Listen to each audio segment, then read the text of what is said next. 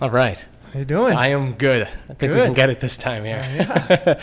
All right, everyone. This is episode 11. Welcome to The Harvest, where we discuss everything cinema and story. And as we grow, you grow. As we learn, you learn. My name is Xavier Garcia. And I'm Jonathan Garcia. Now, in today's episode, we're going to be talking location. Yeah. Yeah, the scouting process, knowing when it's the right place, when it's the wrong place. Resources necessary for scouting and location scouting, and simply just how to determine whether or not the locations you're considering will add story value or simply be distracting nuisances. Mm-hmm. We're going to include the importance of, set properties, set pieces, as well as knowing how to well dress your set in order to enhance story and scene dynamics. Yeah. No, I'm excited. Underground was fun. Great set. I'm ready to talk about it. Let's do it.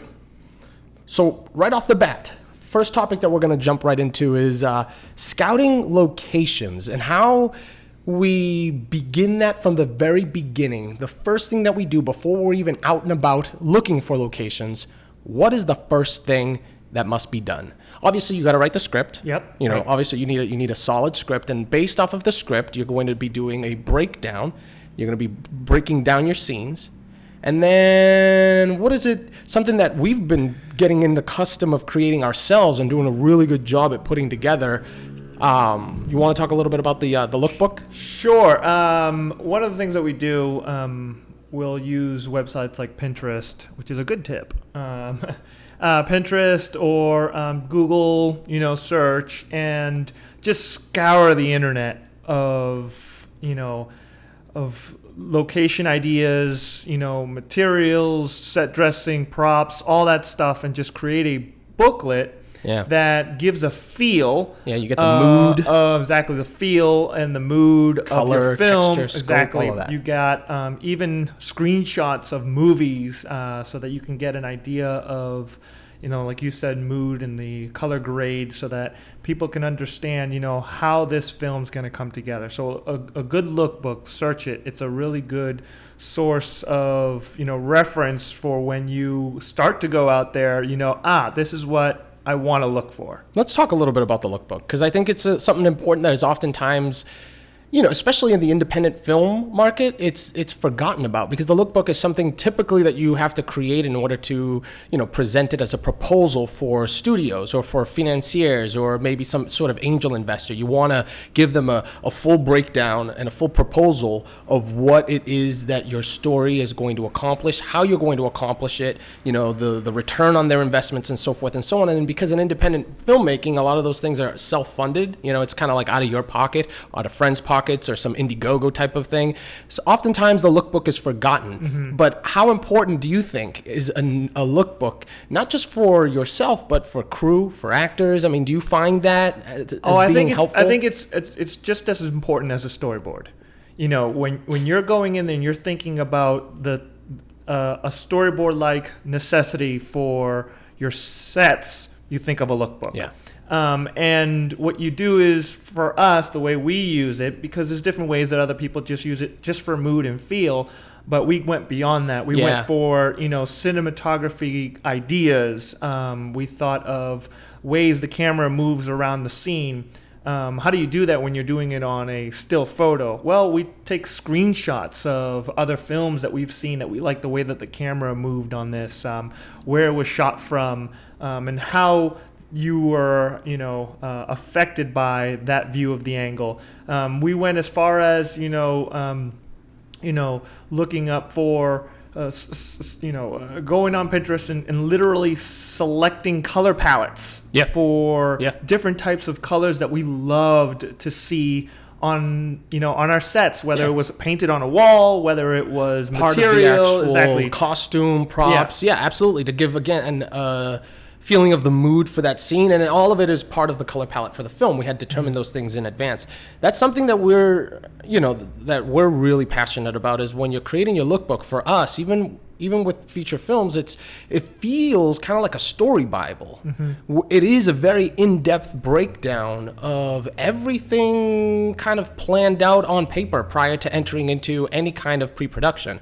During research and development, we are just, we're gathering a lot of the visual, audio assets. I mean, and again, people are like, oh, how do you put audio on film? Well, we address certain films that had specific sounds and soundtracks, and we tag that onto it. And nowadays we do ours on Google Docs, and so it's easy to share. Someone can click a link and get a feel and an experience of the look for what you want. We put in characters, we talk about we put in character backstory. Look, we do a lot of work, we go above and beyond, but that's because we understand that 9 out of 10 times in an independent film set, we're working with volunteers, right? And so the volunteer, instead of us assuming that they, because they're getting a paycheck, are going to go out of their way to doing above and beyond research to do their job excellently, we just sometimes realize we got to provide some of these things for them. Right, and at the same time, too, we're, lack of a better word, kind of leading the charge. Yeah. So we want to make sure that we have enough control of the creative outlook of our film so that when we're giving that to a set dresser, when we're giving that to a scouter, they fully understand what they're looking for. Yeah. And, we go scene by scene in our lookbook. So in this scene, this is how this feels. And it's not like this whole movie feels like this. It's actually, we're breaking it down from page to page. Yeah, absolutely. And being able to give the people that are involved in these particular departments a clear understanding of what the scene feels and looks like. And you raise a good point because, on a big budget set, you've got departments, right? And those departments are constantly communicating with one another, whether it's, through memos, emails, or actual visual documents, certain PDFs that you're creating to visually guide one another as far as the job that needs to be done and accomplished. But on indie sets, oftentimes, like, for example, like the design, like the art production, those departments are oftentimes the people that are also the crew that are working the actual production. And, every once in a while, maybe you'll bring in 1 or 2 or 3 that are specifically specialized, in the art department. But oftentimes, like the director is getting his hands dirty, the DP is getting his hands dirty, and not just designing lights, but also, choosing color palettes for your whatever scene, setup, scenario.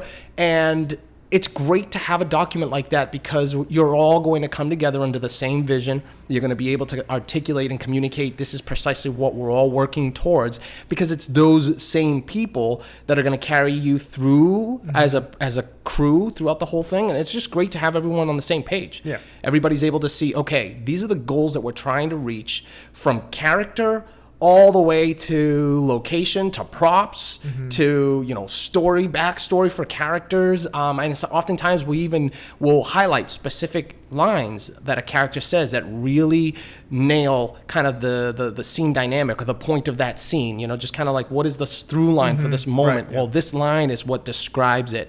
Things like that we think are really important for a solid lookbook. Yeah. I think you can't enter into a good scene without already feeling. You can't enter to a location without already having a preconceived notion of like, all right, when I walk in there, I need to feel what I put on the lookbook. If I don't feel it, if I don't see it, then that's not the place. Yeah.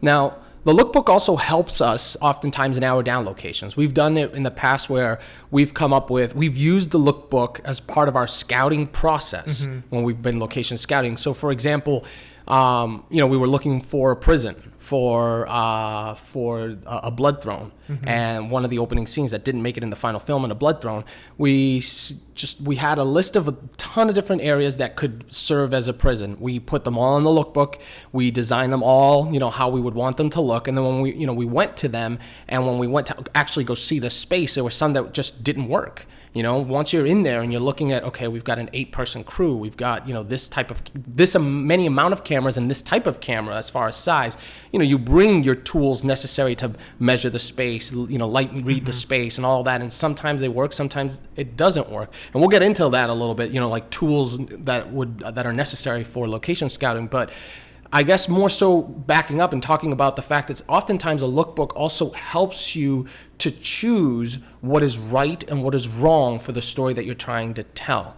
Because, well, when we create them, we have a very team-centric approach to the creation of our lookbooks. And so everybody's already walking into this like with a unified mentality as far as this is what it's supposed to look like, so that when we enter into a space, we're all like, this isn't right. This just isn't right. It isn't right for the story. It isn't right for what we're trying to say. Like, the prisoner needs to be here. It needs to look like this. The fire needs to hit him like that. And the space just isn't right. And I think it was the lookbook that allowed us to narrow down certain places and certain spaces. Because, like we talked about in episodes in the past, sometimes, locations pop up and it's an awesome location. And you're like, this is awesome. We need to film here. But it's just not the location for your story. Right. And so I think the lookbook helped us kind of be able to determine, okay, this is cool. Maybe we put this in our Rolodex of locations for, some sort of future story, but it's just not going to be conducive for the story that we're trying to tell. Look, the lookbook helped us do that because, again, we had designed it already on page. I think that's important. Absolutely. I think that's a stepping stone to finding a good location for sure. Now, something else that we have already done up to this point, as far as we've done the lookbook, we've also done a budget breakdown. Our line producer has come through. He's taken the screenplay. He's broken down the budget, and he's looked at it from, costume, X amount of dollars. Props, X amount of dollars. Actors, X amount of dollars. Stunts, X amount of dollars. Blah, blah, blah, blah, blah. All the way down to locations, X amount of dollars. And if you haven't already seen, we did, I can't remember, one of our past episodes, maybe it was episode 9, 8 or 9, where we did a budget breakdown. Or episode 10. You go look at episode either 9 or 10, but it's about film budgeting. And Eric Monzona, our line producer for our last 2-3 films projects, just kind of gave a breakdown as to how he goes through that process, how he puts numbers to a page. And something that's super important is understanding, well, what is your budget for the location? For us, we're very similar to like the Nolan brothers, where like location is key. Right. You want to be. We don't want to say we'll do it in post, or we don't want to say let's just throw in some 3D architecture. Although we've done it plenty of times. However, there's nothing like practical. Yeah. There's nothing just a set and the actors, especially for the actors, to be able to feel, touch, and move. It really brings. I know that, for instance, Nolan said it best. He's like, he stays away from 3D as much as he can because he wants to build everything. Yeah. And I think we're the same way. It looks better too, I feel, on camera. You can have your 3D, you can have, those elements. 3D to enhance, but not look, I have all the utmost respect for what Marvel has been able to accomplish. Oh, yeah. So I'm not talking that down, because they've also got ILM and some of these major, post houses in their back pocket. But there's nothing like being, as an actor, even at times where, we've acted, it's like, there's just nothing like being in the space and getting a feel for, the actual texture of the space, and not the smooth, 3D or blue screen, green screen wall, but being in it. Sometimes even like when we were in the prison, smelling that musty smell, it just puts you into that space and place as a character. And that's what we try to do as best as we can. We work with him VFX, and what we did was we created a set, and we try to build an awesome set for the actors, and then just allowed the VFX team to create an extension. For a Blood Throne. For a Blood Throne, exactly. And Underground. And Underground and Crossroads. Yeah, so to a lesser extent. We have worked with that before, and it does make the world look more real. Of course. But if we can, for instance, in Underground, we had a scene where they're in a warehouse and there's no VFX in there. It just... You see the colors bounce, the light bounce inside, the materials, you don't have to deal with them being, do they look real, do they not? Everything is very rugged and raw, and it just looks stronger. And you don't have to, compete with any type of, effect or anything like that to make something look real. Yeah, no, look, I agree with you. When we're both, from the perspective of practical is, as often as you can go practical, the better, and post-production that's kind of how we started in the industry. It's our bread and butter. VFX is something that, we're naturally like, that's kind of what we draw to. But even with that past, we still recognize and realize if you could just do it practical, practical sets, practical lighting, even like enhancements as much as you can do with like stunts and things like that, and like effects, if you can make those practical, it just has it has a greater, a more realistic impact on the people there, reactions, responses, their look, their feel, real fear versus not, But the reason why we even consider the VFX is because of budget. You know, that's the reason why we're so, what do we have? Right. How much do we have allotted Right. for this particular location? Well, the museum, they'll do it for free. Awesome. That was easy. Right. But then when you're dealing, okay, you have to license this place out, you got to rent it, you got to close down the street, then we're dealing with that price Budget just just shooting shoots right right up. And then you have to say, all right, what do I do here? Do I go VFX or do I do dress it, or go somewhere else and just build on a studio? Well, okay, so you went there, building inside a soundstage, right? With A Blood Throne, we made the conscious choice that the majority of our budget was going to go to set and set dressing. Set creation, set location, set dressing. We did all that we possibly could to work with the resources that we had available to us, the volunteers, the deferred payments from our union actors. Which, by the way, we were comfortable to do because in the past, we mentioned in one of our episodes, we used to do theater. So everything that we built, right. We've always been building sets since the beginning of this. We wouldn't have jumped into a studio if we didn't feel comfortable that we can actually build this thing. Right. And so we got together. So a little backstory about A Blood Throne. A Blood Throne is a film that takes place in first century Jerusalem, first century AD Jerusalem. Or actually, it takes place in the year 3 BC. So prior even to the first century. And what we wanted to do was create somewhat of a replica of the Great Room inside the Masada Palace. Now, we found places that could work. Right. Well, yeah, we did.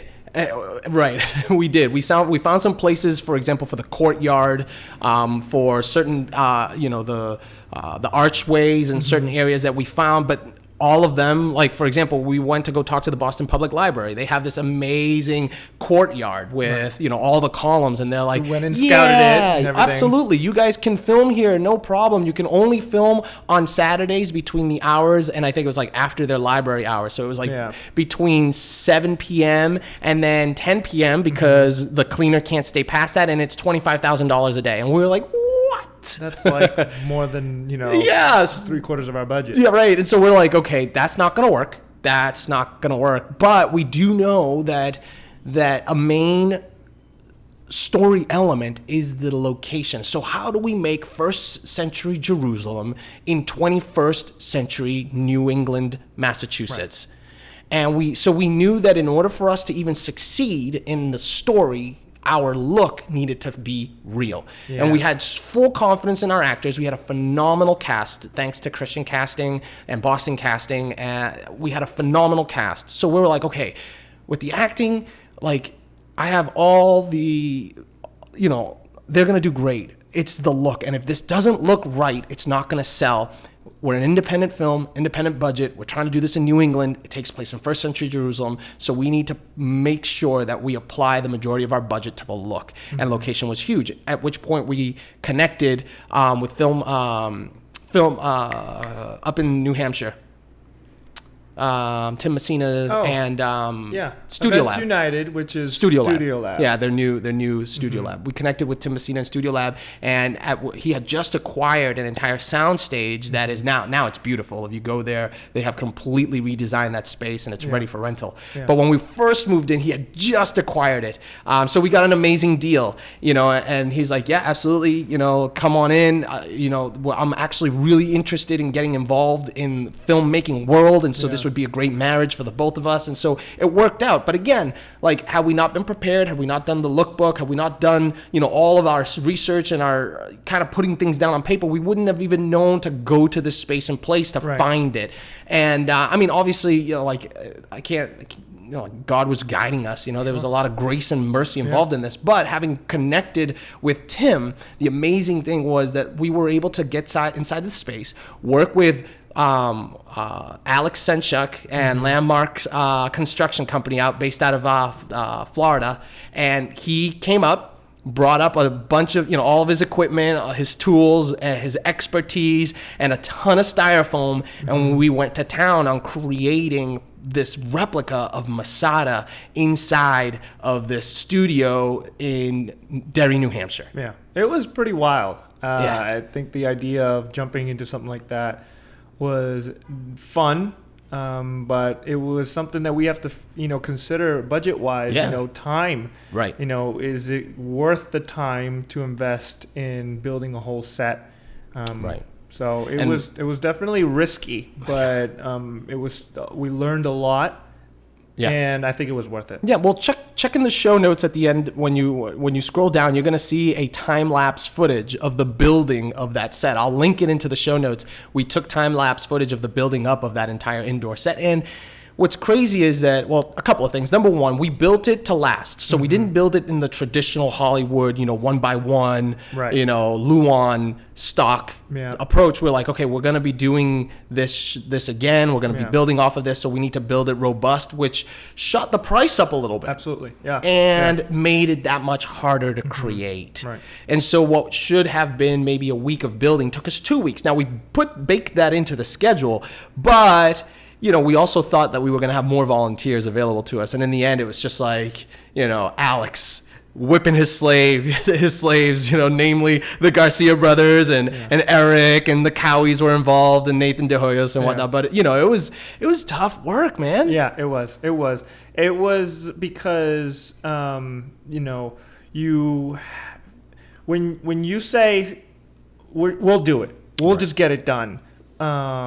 You don't realize how much that affects everything. Yeah, it does. And you have to have not just physical strength, but mental strength to be emotional able to get, strength. to be able to get spiritual strength. I mean, all the above. Yeah. Everyone felt it. But the great thing was, and we've talked about this before in other episodes, where if your mind, is set, your goal, you're committed, you're kind of being the light for everyone, then everyone's go. And when they see the lookbook, when they see all the content that we've created and the storyboards, and they see the actors come in their costumes, and then they see the props, and then they see everything on the set, they're like, okay, it was worth it. Momentum is gained, confidence and trust is gained when your documents on the lookbook come to life and they see it. Yeah. And they're like, oh, you have a vision. You went after it and you execute it. It creates momentum, and if you're looking into finding ways to build a team of volunteers around you that are eager to go to the end with you, that's one way to truly motivate them. Is that executing on the things that you promise. If you bring out this lookbook with these costumes and these set locations and this stuff, and you start to see it come to life, it builds momentum. Yeah.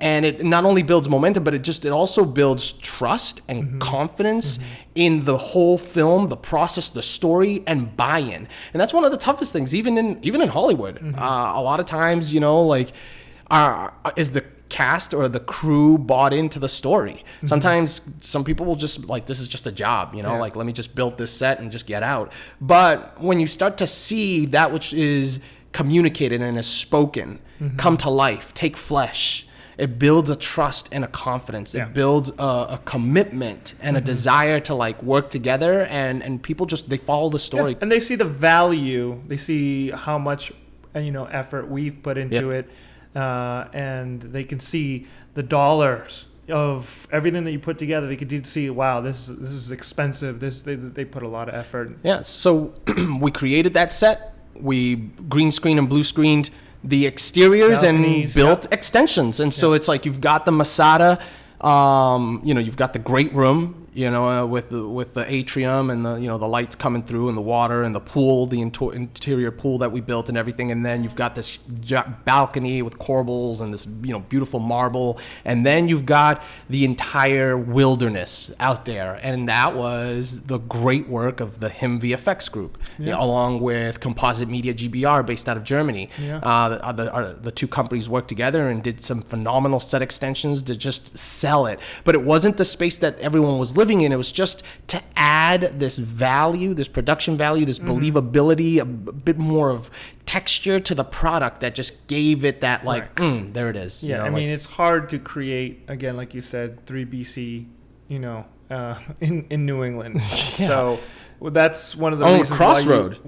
Exactly. One of the reasons why you have to consider VFX when you're dealing with period pieces. Absolutely. And for some reason, we're just drawn to period pieces, right? It's like, I don't know if we're just gluttons for punishment, but...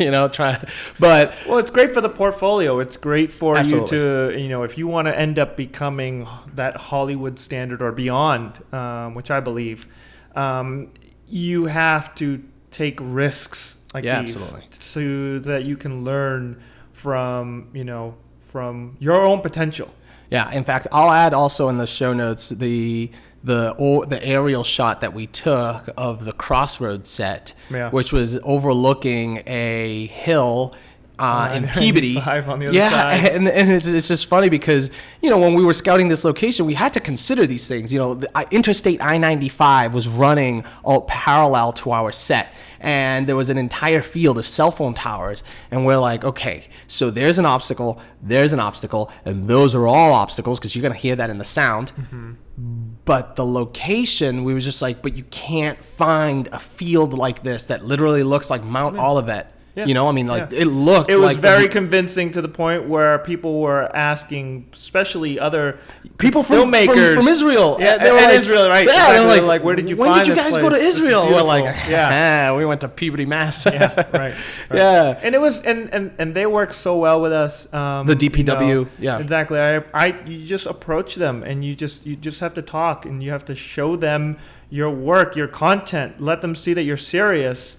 And sometimes things are just like, yeah, go ahead, use it, we'll lock it up for you. And then there's sometimes where people see dollar signs when you talk about locations, and it's just the reality of the industry. And you just have to, if that location really is the perfect one, then you got to work with it. Yeah, and and to find it is a journey in and of itself. We did a lot of Google Earth searching and Street View and stuff in order to find some of these locations. That's how we found that Peabody location. Just doing your research is really important. Yeah. And using the tools that are available today. I'm sorry, the internet is just the internet is wild with the resources, the ability, what you can do for independent filmmaking with just the resources available, apps that are available, Google, the whole, Google Docs suite, just everything that's available today to filmmakers today. There's almost no excuse. It's like, if you've got a story, you can tell it. Yeah. And there's never a time when I'm driving my car that I am not looking out the window and see something that I say, that would be an awesome place to make a movie. Well, that's the director of photography. Exactly. It's like you look around your drive and they're like, oh, look at that barn over there. Look how the light you can hits create it this and do that. And so you're basically creating, all these mental pictures, or even literally stopping to take a picture.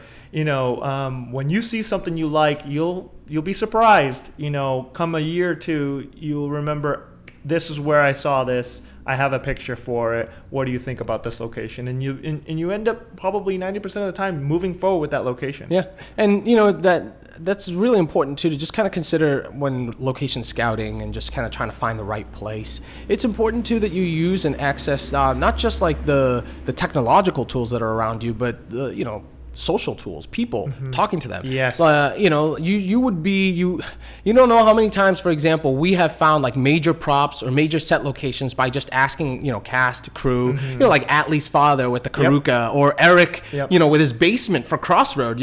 People will think, oh, you guys, did you guys build a first century, home with the stone and the stucco? And we're like, no, that's a New England basement. That was dressed to look like a first century home. Yeah. And talking with friends, just kind of getting the word out there, just like a post on Facebook. Yeah. When you're making a movie, yeah, everyone's gonna try to find a way to help. Yeah, and that's a beautiful thing. Of course, you're not going to try to deny someone. People love telling stories, and they want to be a part of it. Yeah. And so, when you ask a question, can I help somehow? Yeah. And so you want to give them that opportunity, and you'll realize what a blessing of a resource they might be.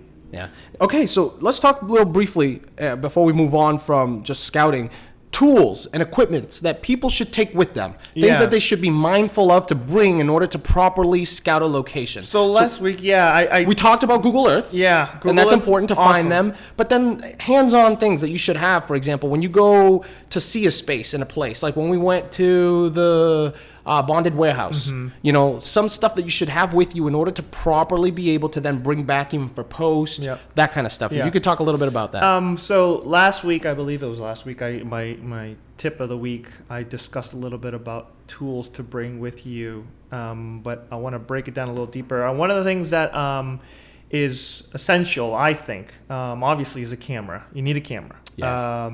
A phone camera's fine, you know, but you want use something panoramics, like high pixels because you're going to be taking texture shots. I mean, and most stuff. iPhones now and some of these Samsung phones, the quality is, you know, it's very, very good.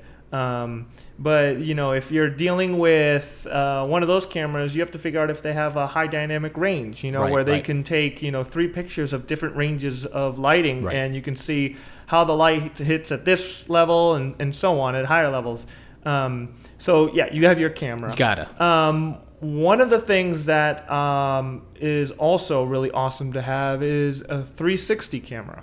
You know. Yeah, you talked about that. Yeah, I talked about how plopping that thing right in the center of, you know, your location and letting that film and shoot all around, because when you're gone, you're going to forget the room, what was in the far corner over there. If that's something that you want to cover later on, you want to know everything about that location when you leave. You want to be able to look in every direction. And just taking a photo from one area, you'll realize it's going to be limiting for you to figure out what's inside the space versus if overall the space looks good. So you have to figure all these things out. Now, would you suggest using your phone and an app to measure, or are you the type that says, nah, bring a measuring tape, it's probably best, or both? I don't know. So you definitely want to bring a measuring tape. Absolutely. You know, you never know if your phone dies, you know, and all of a sudden you're like, I don't have that. So you want to bring tools that aren't electric as well. You know, you want to bring your notebook. You want to be able to go at a location and, you know, if your phone dies, you have your notebook to sketch something out, and you start sketching out what it looks like so that, you know, you can figure out, all right, you know, at least I have an idea of how this looks. But there are apps that are really cool that are like architectural based, where you can take pictures and of the corners of the room and figure out the sizing of those rooms, so you know, oh, okay, I know that this is how much space you have. And that's very, very important, knowing the space inside the room. So like a blueprint of this of that room layout. Yeah, because we actually, Xavier, you and I got into a confusion when we were trying to figure out whether this table would fit inside the warehouse, and should it be in front of the barrels or behind the barrels. And I think there was a time where we forgot to measure that particular area. There was a little walkway between the barrels that we didn't measure, and we didn't know if the table was going to make it through. Right. Yeah, that's right. And so we had to go back to the location, get those measurements which again. Which is money wasted. Right, which is trying to get the museum staff to open it up for you again. And, you know, and after they were so, you know, nice to help you, you don't want to continue going in and burning that bridge where all of a sudden they're like, all right, I'm going to need to start seeing, dollar signs and help, because we need to pay these people to be there to watch you while you're doing this. So there's a lot of things. You need to come prepared for a location. Yeah. You know, Pixar, actually, there's a really famous example of when they were looking for some of the sets for Up, you know, like they had traveled, I think, to like South and Central America, and they had all of their artists with pads and pencils and color pencils, and they were all just drawing, you know. Now, if you're a great artist, that's such a key for location scouting, because, you know, you're able to draw, but then you're able to add to it certain elements of your own set that you would like, okay, I've drawn the space and I could have this set piece right here, and you could just draw that into the space, or bring that back, and you bring all of that back, and that becomes kind of also experience research, which is something that a lot of people, you know, I don't know if it gets talked enough about, but like walking into a space, your first impression and that experience that you have, like that's part of your research. We talked about that even with, you know, going to Israel when we were, you know, gonna do which we're still working on, but just kind of like our extension of a blood throne as a feature, talking about, like the experience of being inside, being in Israel, going to these historical and biblical sites and actually like experiencing them. It adds a research value to the story that you're creating. And so sometimes, for example, oftentimes DPs will send, someone else, like an assistant or a PA or someone to take photos, or, or a set photographer to take photos for the space. It's so important to go yourself if you can, because there's so much that is being left out when you're not there and you're just kind of sitting back looking at these photographs and you're like, well, I would have taken a picture of this over there. Or it happened with us. I think at one point you were actually unable to go. Yep. Yeah. And there was some limitations and you couldn't go, and I was taking the pictures and I bring them back and you're like, what is this? And I'm like, oh man, I utterly failed. I thought I took like literally panoramics of everything. I thought I had it all right. And that's very common. You think you got everything that you need, and then something pops up where, that's why I feel like it's very important to go through that checklist of tools, knowing where the sun comes from left and right, where the windows are, how the light, if there are light fixtures, if there are outlets, if there are, if there's a place where you can put the generator where it won't be in the way. There's a lot to do during the scouting process. Yeah. Now, we love practical lighting. And I think something that is important to also bring with you, if you have it available, is a light meter, because to measure what natural light is like inside that space, just so that you can get a feel for how the sunlight enters, if it enters, what you have available to you. Yeah. Obviously, you said something that was super key and important that I kind of glossed over, but like electrical outlets, the electrical build up to the set, like what it can handle, the voltage, ampage, all that kind of stuff is super important. That's them. Absolutely, all of that is important. But then also that popped into my mind, light meter, like especially for outdoor shoots and stuff like that, just to know where the sun's setting, where it's rising, as it's coming, like what it's going to be feeling like. And that obviously you need that on set during production to match light, but even as a set scouting type of tool, it could be helpful, right?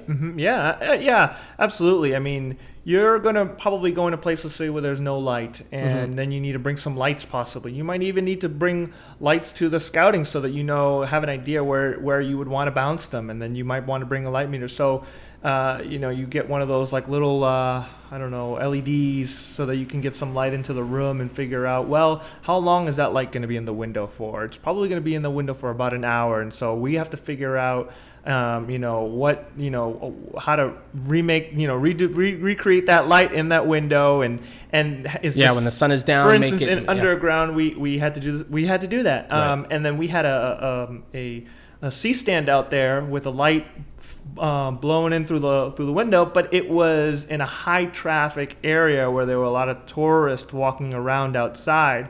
And so, you have to think about, also people that need to be out there. And so how are you going to create an area? You're going to box it in. These are the things where you're like, when you're out there scouting, you have to figure out, how could I get a light out here? How could I get equipment around here so that no one's touching it or it's so it's safe. It's secure. I mean, all of those things are things that, like, oftentimes, even as a DP, you're not thinking yourself, safety, like how to rig something up. And sometimes it's good to bring, to have the director, maybe a first AD, maybe, like a gaffer or someone with you there also, because you're going to be discussing, okay, this is how we're going to break this down. This is how we're going to protect this area. This is how we're going to do this and that. Yeah. Now, moving to briefly, just to talk a little bit about set dressing and dressing of the set, because we've been, it's connected to the location. A location can always be enhanced.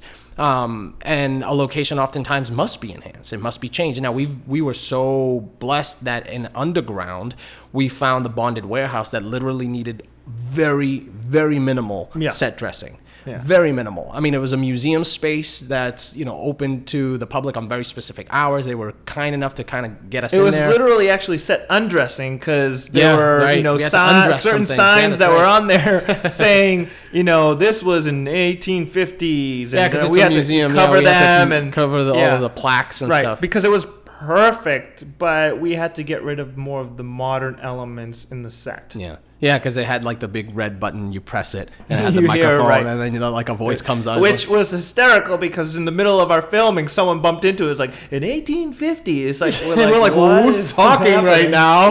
Yeah. That was funny. So, yeah, it was good. But there's piping and stuff like that, plumbing. Yeah, we had to how do you cover all that? So you need your ladders, so you might even need all that stuff when you're going on a set. Yeah, because we actually had to do a lot of dressing in there. We had to, apart from covering and uncovering, we also needed to bring some of our own elements and some of our own things so that we could tell our story. Yeah. The table was central to that, the saws, the props, just some of the things that, our own horse. They had a horse there. They had that prop, and we talked about that in one of our past episodes. Just like how we knew that was the location, because everything that we needed was already there. It's like one of those things where it's like a moment. But we needed to bring certain elements in order to address it so that we could tell our story, and all of that came out of the breakdown of the script and the lookbook. Yeah. The lookbook had all of that detailed. We knew exactly what we needed then to dress that space and make it look so that it was perfect for our story, and that helped. Again, all of this is building up to just kind of the perfect location scouting experience. Yeah, and when we worked on A Blood Throne, and we went down that script, and we broke down every prop piece that needed to be on there. We went online and started collecting every image of every single prop piece and putting that on the lookbook. And so, that's one of the things that, some people don't know. They just think, you just write it down. We need this, we need that. But you want a picture of the perfect thing that fits inside your set. Yeah. Sometimes you may find something, you see it on the script and you say a torch. Okay, I could just get any type of thing. But it's like, no, you have to literally find the picture that works perfectly inside your set, because it could clash. Yeah, it could clash. It could be an eye pull, a distraction. It could literally, like, you're supposed to be looking at your actors, but you just can't help but look at that torch. Right. It's just like, the torch did the exact opposite of what we wanted it to do. We wanted it to enhance the space, but it just became the space. Yeah. And so, and that's important. And that also happened even in the post process in Underground, the poster, the wanted poster, when it had been designed, we're talking about color and lighting, there's this beautiful shot in Underground, and it's this low tracking stabilized shot. We've got the red 8K, just kind of rolling right, hovering above the ground, capturing the legs of these ominous men that are coming to check on the prey that they've just shot. And as the camera is swooping and coming and closing in, we had done a set extension for Rose Alley. And so you've got all the cobblestone, continued past that. And again, thanks to the lookbook and all of the texture photographs and the HDR photographs that you took. Yeah, we're not even talking about the VFX scouting things that need to be done as well. And that's a whole nother world for that department. But, you're going in there needing all that stuff to be able to do all that. Well, maybe we can briefly touch on that stuff. But so as these guys are walking, you had got this awesome idea. You found this poster from 1851 New Bedford. Yep. It was a poster that was actually hanging in New Bedford in 1851, warning people about slave catchers. And we're like, this has to be in the movie. Are you kidding me?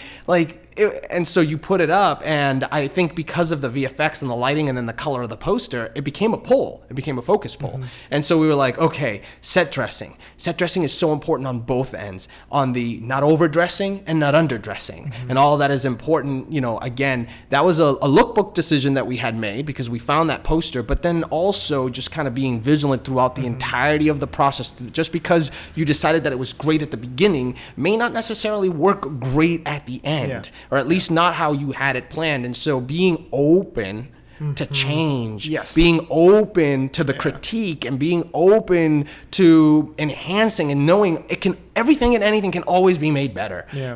There are times where, I don't know, for me as a director, I feel like I always just kind of settle, because I'm always thinking it can always be better. And so having that kind of mentality helps the filmmaking process, and it can also hurt it because you can just draw something out forever, and think, oh no, it could be better. Let's keep going. But knowing that, the moment of when, okay, this is good. Let's just move. Yeah. But that piece, that poster was kind of a pull because it was this neon yellow. Yeah. So we're like, okay, we have to bring that into DaVinci Resolve. You have to understand that when you are, for instance, creating props yourself, you're running the risk of having to evaluate if it is quality or not. That's why when you have a lot of money, you can buy quality.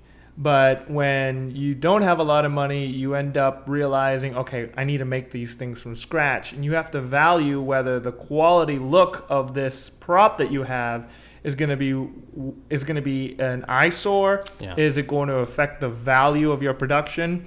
And would it be better just to not have it at all, or ended up finding money to purchase it? Yeah, and purchase it or build it. Right. Because we, like, for example, talking about the table, we had Molly, whom. So something that we love to do is, finding individuals with unique gifts and talents, also experts in specific areas that can kind of be the expert for some sort of task or project that we may have on set, and Molly having a history in just kind of building set pieces was instrumental in some of the practical props that we needed to create in order to dress the set for Underground. And again, working in independent filmmaking, connecting with individuals that sometimes, your team may be huge in an independent film set, but that's because it's like that one person did that one job, Right. They're involved in that. And although Molly was an associate producer, so she was wearing many hats, but like she was able to then come in and kind of whip up some of these set pieces that enhanced the look. And I just can't speak enough to the importance of like not despising an individual who, that's all they can do. It's like I can't bring them on the set. But the quality was great and the turnaround time was fast. Right. Why? Because of the pre-production, the lookbook, everything that we created that was going to give her the confidence to know that they'll probably say yes to this. Yeah.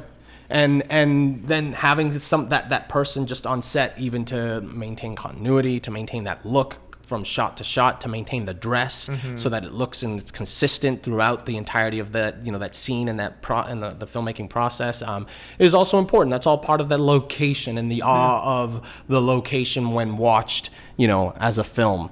Everyone is important, everyone plays such a crucial role to the creation of something that's, that is a worthy film. Okay. Yeah.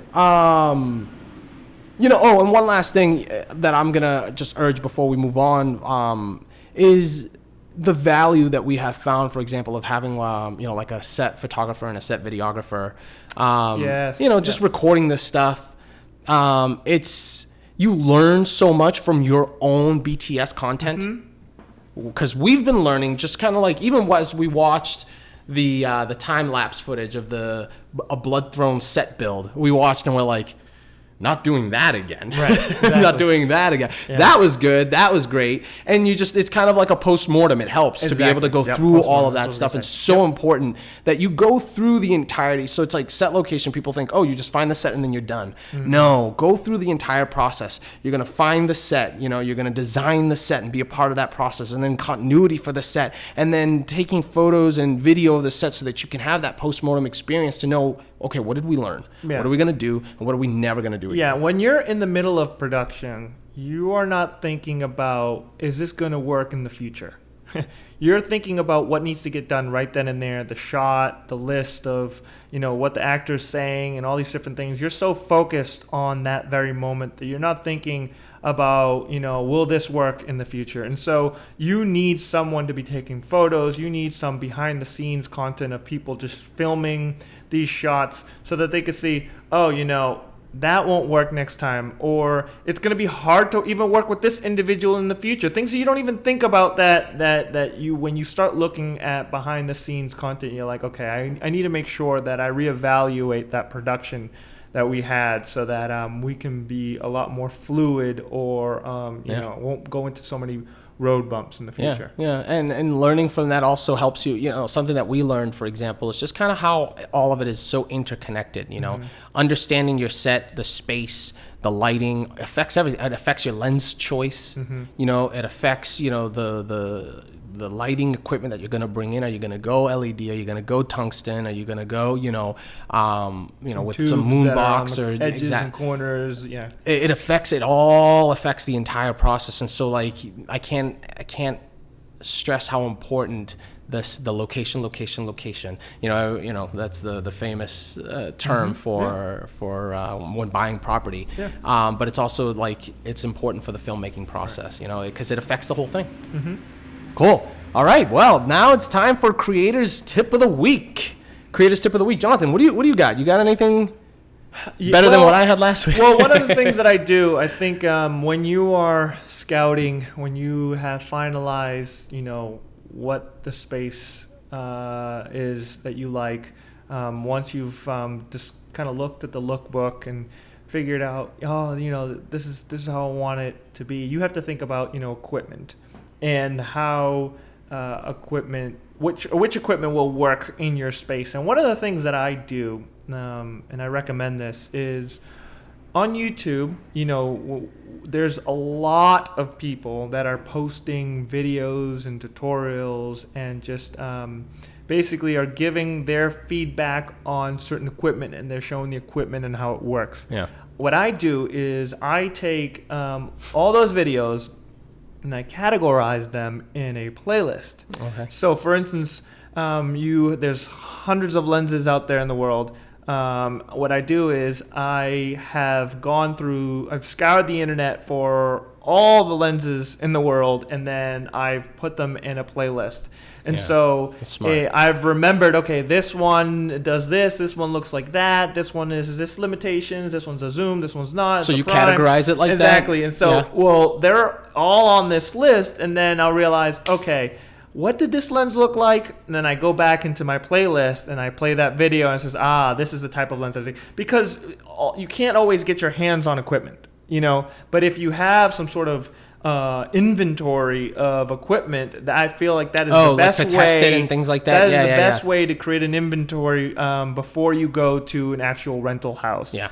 So you can do an inventory, a playlist for lenses, and camera equipment, for lights, for anything, anything that you feel like grip equipment, all of it. Yeah. All types of equipment. So I recommend doing that. If you haven't started, start it now. Because it's just something that just makes things so much easier when it's time crunch and you want to find the best lens for the scene or for the film.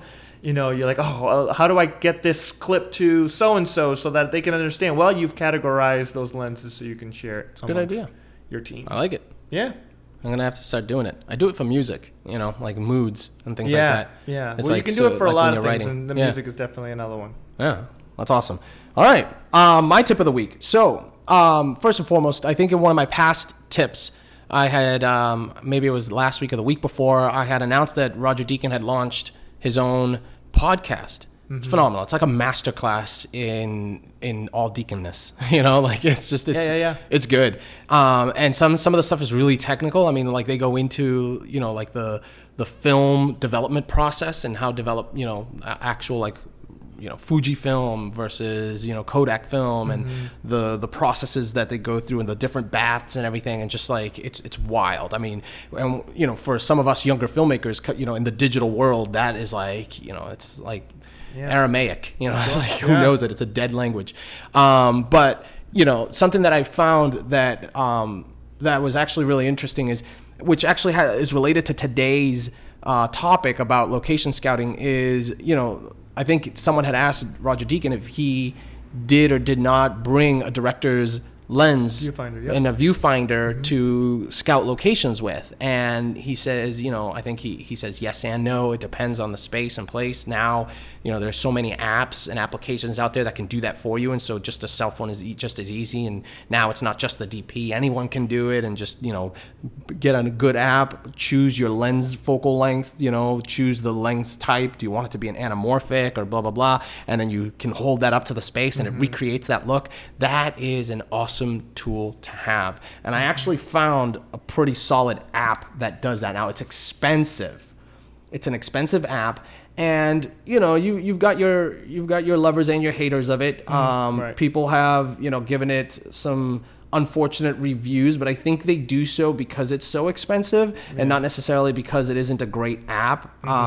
But hey, Roger Deakins uses it, and that's the Artemis Pro. It's the director's viewfinder app. Artemis Pro, look it up on in your Apple store or iPlay store, whichever it is that you have, whether it's iOS or Android. But it's awesome. I mean, I'm looking at the app now. It's it's created by Filmmakers Essentials. Artemis Pro, the Pro Director's Viewfinder, and you can go into it and choose anything and everything. Your movie modes, your frame lines, you can, virtual stand-ins, you can put them into there. You can choose your looks right on the app. You can add metadata, adapters. I mean, you can do just about anything. And then you can hold that up and look at the space and say, okay, if I'm going to be filming on let's say I'm filming on the RE Mini and I want a, 35 Cine lens on there. Let's see what it's going to look like. Boop, boop, boop. And you look at it. Yeah. That's awesome. It's pretty cool. And then the other one that I liked, let's see if I can pull that up, which again, it's a light meter. Obviously old school light meters, you can have the actual hardware is probably the most sure way of doing it, because it's like you're not resting on cell phone battery when you're making calls and receiving texts and whatnot. It's a sure piece of hardware. But if you're going to use an app, the Cinemeter 2. The Cinemeter 2, again, it's also an expensive app. It's $24.99, but it is worth it if you are going, if you're a DP or you're a camera op and you're getting really serious about the art behind the shot and the composition. It's important to have these tools because it's going to make you a better filmmaker. And so it's a worthwhile investment. This one is rated a lot better. I think it's like 4.4 out of 5 stars. So it's rated a lot better. I think people it's used a lot. It's used by Roger Deakins himself. So it's like it's got some pretty solid heavy hitters that in the industry that use it. He gives it the okay. Yeah. So if he gives it the okay, it's good for us, right? Yeah. Awesome. That's it from me. That was awesome.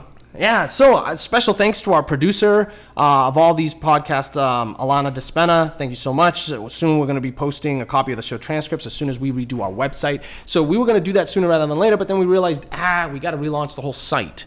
Our everything that we do on the podcast is on our Patreon page, and that's kind of like the landing page right now for The Harvest. If you want to ever take a look at anything at all, whether it's the video or the audio or the advertisements or behind the scenes, all that stuff is on Patreon, and that's at patreon.com/The Harvest Podcast. The Harvest Podcast. And on there, you'll be able to find everything, as well as become a patron. And if you become a patron, you're going to have access to extra behind-the-scenes stuff, which we've now started to do a lot more and sneak into the patrons section so that you can see a little bit more of what happens when we create these things and some of the behind-the-scenes of us just kind of through the filmmaking process. We're going to be posting that on there. But it's just... that's kind of our landing page for now. Soon, when we relaunch the entire Mount Harvest website, we're going to be able to put like a dedicated page for The Harvest, and you're going to have some more access to some more fun stuff on there. Cool. Awesome. So, for any questions that you may have, you can reach me at Twitter at xgarcia, and at Jonathan Harvest. And so, for any longer questions at all that you want to write to us and get a question into the actual podcast, you can write to us at info@mountharvest.com. info@mountharvest.com. You can reach us and we will answer your questions, guys. Thank you so much. Yeah. Please like, share, and subscribe.